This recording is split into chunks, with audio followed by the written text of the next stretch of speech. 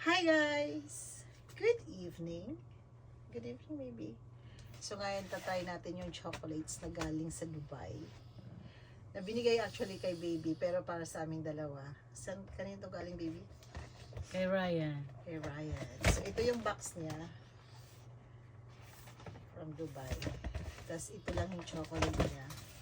Oh, nag-uusap pa lang tayo niyan. Pinag-usapan pa lang namin to kasi sabi ka ng boss niya na from Thailand, pupunta sila from Hong Kong to Thailand and then Thailand to Dubai. And then Let's try it. sabi ni baby, ay napag-usapan namin about yung trending nga. Sabi ko, hindi pa natin natitikman yung chocolate na galing sa galing sa Dubai. Baka may mag-trending na naman ulit. May magte-trending na lang ulit, hindi pa natin to natitikman. Baby, ikaw nga please, kasi maano yung kuko ko. Saan ka ba bubuksan? Okay, buksan na natin. Dito ba yan? Kasi kapal kasi. Oh no. It's a fig. Very faint guys. Okay. Ito siya. Hindi ko alam kung anong special dyan.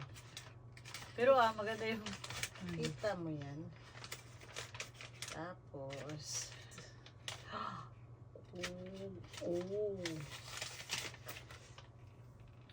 Ala. Ala. kasi baka mayroon siya dun sa loob. Oo nga, may pistachio nga. Kaya dito na tayo magbabite. Kasi dapat daw kakainin daw yan agad.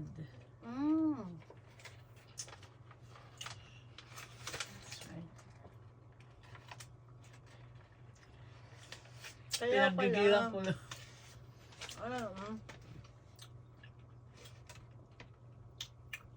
Pinaggigilan ko. Chocolate lang siya sa top at saka sa sa outer side niya, pero yung inner niya puro pistachios.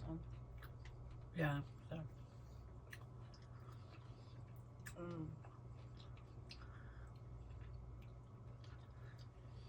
Sarap. Oh no.